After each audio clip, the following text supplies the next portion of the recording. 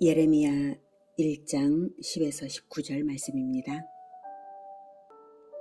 9절부터 듣겠습니다. 여호와께서 그의 손을 내밀어 내 입에 대시며 여호와께서 내게 이르시되 보라, 내가 내 말을 내 입에 두었노라. 보라, 내가 오늘 너를 여러 나라와 여러 왕국 위에 세워 내가 그것들을 뽑고 파괴하며 파멸하고 넘어뜨리며 건설하고 심게 하였느니라 하시니라. 여호와의 말씀이 또 내게 임하니라. 이르시되 예레미야야, 내가 무엇을 보느냐 하시매 내가 대답하되 내가 살구나무 가지를 보나이다. 여호와께서 내게 이르시되 내가 잘 보았도다. 이는 내가 내 말을 지켜 그대로 이루려 함이라 하시니라. 사랑하는 형제 여러분, 3월 3일 금요일 새벽 목상에 오신 것을 환영합니다. 예레미야가 선지자로 소명을 받고 있는 부분을 보고 있습니다. 소명에 선뜻 응하지 못하는 예레미야에게 하나님께서는 보호를 약속하셨죠. 지난 묵상을 9절에서 끊었는데 오늘 9절부터 읽었습니다. 9절과 10절은 내용이 한 묶음입니다. 9절, 여호와께서 그의 손을 내밀어 내 입에 대시며 여호와께서 내게 이르시되 보라, 내가 내 말을 내 입에 두었노라. 보라, 내가 오늘 너를 여러 나라와 여러 왕국 위에 세워 내가 그것들을 뽑고 파괴하며 파멸하고 넘어뜨리며 건설하고 심게 하였느니라 하시니라. 예레미야가 할 일을 하나님의 말씀을 예레미야가 할 일을 말씀하시죠. 그것은 하나님의 말씀을 전하는 일입니다.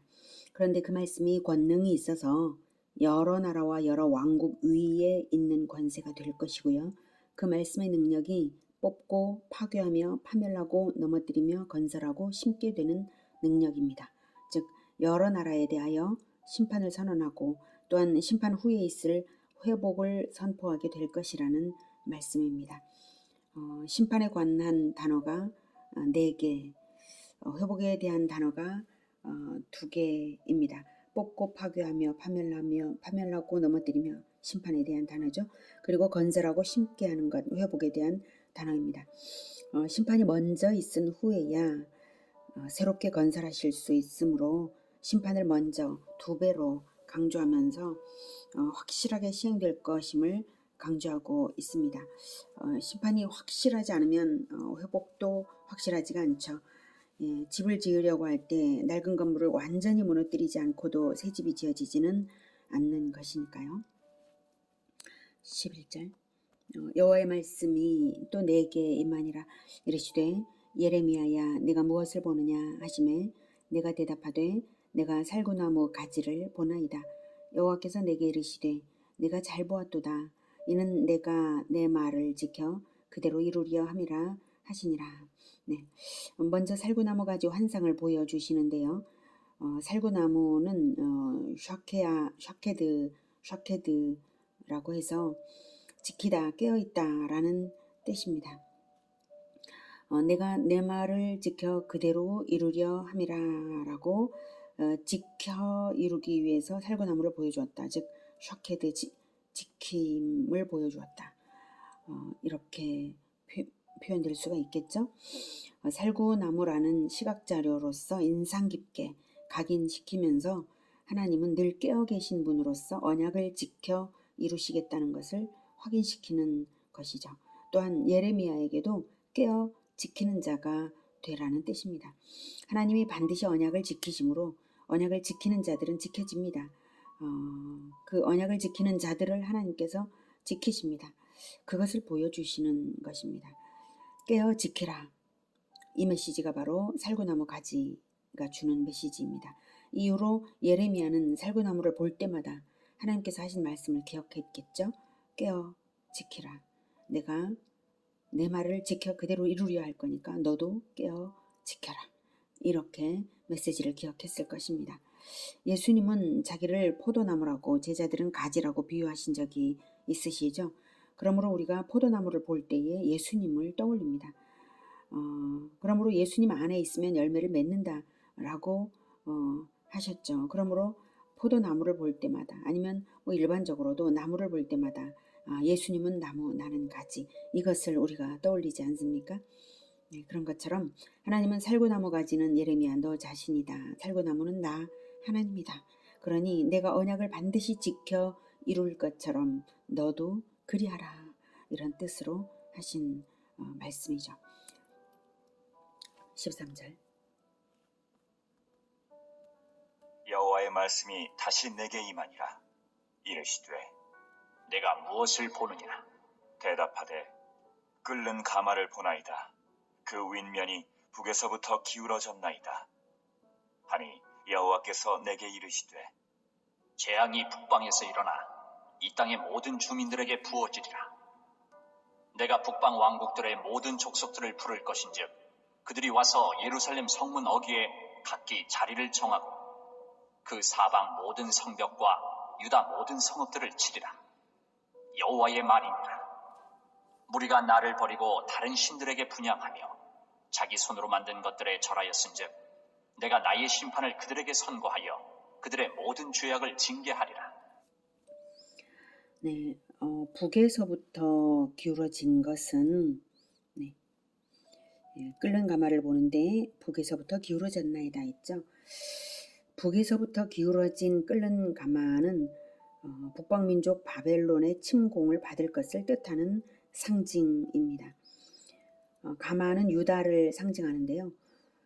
에스겔 선지자도 그런 상징으로 대언한 것이 있습니다. 에스겔 11장 2에서 7절을 보면 거기에 이제 나오는데요. 제가 읽어드리겠습니다. 그가 내게 이르시되 인자야 이 사람들은 불의를 품고 이 성중에서 악한 꾀를 꾸미는 자니라. 그들의 말이 집 건축할 때가 가깝지 아니한즉 이 성읍은 가마가 되고 우리는 고기가 된다 하나니 그러므로 인자야 너는 그들을 쳐서 예언하고 예언할지니라. 여호와의 영이 내게 임하여 이르시되 너는 말하기를 여호와의 말씀에 이스라엘 족속아 너희가 이렇게 말하였도다. 너희 마음에서 일어나는 것을 내가 다 아노라. 너희가 이 성읍에서 많이 죽여 그 거리를 시체로 채웠도다. 그러므로 주 여호와께서 이같이 말씀하셨느니라. 이 성읍 중에서 너희가 죽인 시체는 그 고기요 이 성읍은 그 가마인데 너희는 그 가운데에서 끌려 나오리라. 이렇게 에스겔이 하나님의 말씀을 대언했습니다. 여기에서 유다 성읍이 바로 가마로 상징이 되었습니다. 가마가 끓는다는 것은 전쟁으로 인해서 황폐화될 것을 의미하는 것입니다. 하나님께서 직접 14절부터 해석을 해주시고 있어요. 14절. 여호와께서 내게 이르시되 재앙이 북방에서 일어나 이 땅의 모든 주민들에게 부어지리라. 역사적으로 바벨론 침략으로 이 말씀대로 이루어졌고요. 15절. 내가 북방 왕국들의 모든 족속들을 부를 것인즉 그들이 와서 예루살렘 성문 어귀에 각기 자리를 정하고 그 사방 모든 성벽과 유다 모든 성읍들을 치리라. 여호와의 말이니라. 마치 하나님께서 군대의 지휘관처럼 북방 민족들을 진두지휘하여서 심판을 시행하시는 것처럼 표현을 하고 계신데요. 그것은 심판의 주체가 바로 하나님이심을 밝히시는 것입니다. 전쟁이 겉으로 육안으로 보기에는 전쟁이 일어나지만 하나님께서 그 진두지휘를 하고 계시다. 하나님의 심판이다. 이것을 분명하게 밝히시는 것입니다. 한편 바벨론 군대를 북방 왕국들의 모든 족속들이라고 말하는 것은 바벨론 군대가 여러 족속으로 구성되어 있기 때문이고요. 예루살렘 성문 어귀에 각기 자리를 정하고 그 사방 모든 성벽과 유다 모든 성읍들을 치리라 했는데 바벨론 군대가 예루살렘 성을 포위해서 고립시킨 채에 그 성문 앞에서 느긋하게 대열을 정비해서 사방 성읍까지 친다는 것이고요. 실제로 바벨론 군대가 왔을 때 예루살렘을 포위했습니다. 16절. 무리가 나를 버리고 다른 신들에게 분향하며 자기 손으로 만든 것들에 절하였은즉 내가 나의 심판을 그들에게 선고하여 그들의 모든 죄악을 징계하리라. 유다 심판의 이유를 말씀하시는 거죠. 하나님과 유다는 언약 관계죠. 언약이 있으면 계명이 있는 것이죠. 언약에 따라 받은 계명을 지켰어야 했는데 그 계명 중 가장 중요한 제1계명, 제2계명을 어겼습니다. 그러니 배반을 한 것이고 심판이 없을 수 없습니다. 17절. 그러므로 너는 내 허리를 동이고 일어나 내가 내게 명령한 바를 다 그들에게 말하라. 그들 때문에 두려워하지 말라. 내가 그들 앞에서 두려움을 당하지 않게 하리라. 보라, 내가 오늘 너를 그 온 땅과 유다 왕들과 그 지도자들과 그 제사장들과 그 땅 백성 앞에 견고한 성읍, 쇠기둥, 놋성벽이 되게 하였은즉 그들이 너를 치나 너를 이기지 못하리니 이는 내가 너와 함께하여 너를 구원할 것임이니라. 여호와의 말입니다. 머뭇거리던 예레미야에게 다시 한번 승리와 보호를 약속하시면서 선지자직을 수행하라고 하십니다. 17절. 그러므로 너는 내 허리를 동이고 일어나. 이것은 전투를 할 때 펄럭이는 옷이 적합하지 않잖아요. 그런 것처럼 사역 감당을 위해서는 준비 자세를 갖추고 적극적으로 나서야 합니다. 허리를 바짝 동이고 아주 긴장 상태에서 이제 출발하라는 것이죠. 일어나라는 말은, 일어나라는 것은 이 말이 그냥 단순히 일어서라 이런 행위가 아니라 뜀박질을 하듯이 박차고 일어나라는 그러한 태도를 보여라 이런 뜻이에요. 매우 신속하고 적극적인 자세로 하나님 말씀을 전하라는 것입니다. 이제부터 앞으로 전할 말씀은 멸망의 심판 선언이므로 유다 사람들의 오해와 박해를 각오해야 하는 이름을 그 다음 말씀하시죠. 내가 네게 명령한 바를 다 그들에게 말하라. 그들 때문에 두려워하지 말라. 내가 그들 앞에서 두려움을 당하지 않게 하리라. 라고 이제 두려워하는 이 마음을 알기 때문에 이렇게 약속을 하시고 그래서 이제 소극적인 자세를 가져서는 안 된다. 그 두려움 때문에 소극적이어서는 안 되니까 박차고 일어나라 라는 뜻으로 허리를 동이고 박차고 일어나라 이런 식으로 적극적인 자세를 요청했습니다. 얼마나 박해를 당해야 할지를 하나님은 아심으로 예레미야를 각별하게 격려를 하셨고요. 18절 보라 내가 오늘 너를 그 온 땅과 유다 왕들과 그 지도자들과 그 제사장들과 그 땅 백성 앞에 견고한 성읍 쇠기둥 놋성벽이 되게 하였은즉 견고한 성읍 쇠기둥 놋성벽은 앞으로 예레미야의 사역이 그 어떠한 박해에도 꺾이지 않을 것이라고 확신을 심어주는 것입니다. 또한 그 정도의 강인함이 필요할 만큼 사역이 험난한 것임을 또한 알 수가 있습니다.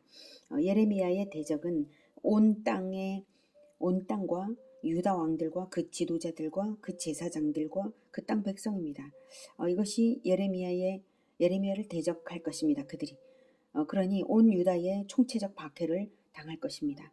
하나님의 언약 백성, 온 유다의 총체적 박해를 당한다. 정말 이런 상황이 어디 있습니까? 정말 기가 막힌 상황이지만 예레미야의 강인함 역시 기가 막힌 것이 될 것입니다. 하나님께서 어떤 대적 앞에서도 능히 견딜 만한 요새처럼 만들어 주시기 때문입니다. 하나님이 함께 하심으로 그렇게 될 것입니다. 19절 그들이 너를 치나 너를 이기지 못하리니 이는 내가 너와 함께하여 너를 구원할 것임이니라 여호와의 말이니라. 하나님이 함께 하시면 무적입니다. 그래서 우리 주 예수님도 우리에게 지상 명령을 주시면서 땅끝까지 함께 하겠다고 하셨고 또 예수님의 권세는 하늘과 땅의 모든 권세입니다. 예수님이 함께 하시는 한 두려울 것은 아무것도 없습니다. 우리는 정말로 예수님이 함께 하심으로 견고한 성읍이 되고 교회 공동체는 예수님이 함께 하시는 교회 공동체는 견고한 성읍이 되고 쇠기둥이 되고 놋성벽이 되는 것입니다. 예레미야는 이렇게 소명을 받은 후에 50여 년의 세월 동안 온 유다의 총체적 박해를 받으면서 담대하게 심판을 선언하였습니다. 우리는 무엇을 전합니까? 우리는 사랑의 복음을 전합니다. 구원을 전합니다. 예레미야의 고난도 사명에 비해 우리가 얼마나 쉽습니까? 비할 바가 아니죠. 물론 우리가 전하는 복음에도 심판과 구원이 둘 다 들어있습니다. 복음을 믿고 회개하면 구원이라는 말에는 믿지 않으면 심판이라는 메시지가 들어있습니다. 우리는 이 복음을 예레미야의 심령으로 전해야 합니다. 허리를 동이고 뜀박질을 하듯이 그리고 사랑으로 박해를 받으면서도 심판을 전했던 예레미야를 생각해 볼 때 우리가 박해를 받지 않는 상황이니까 더욱 뜨겁게 사랑으로 수고로서 사랑의 그 구원의 복음을 전해야 하겠습니다. 그 어느 누구의 눈치도 안 보고 담대하고 기쁘게 만민에게 전하는 우리 모두가 되기를 기원합니다. 기도하겠습니다.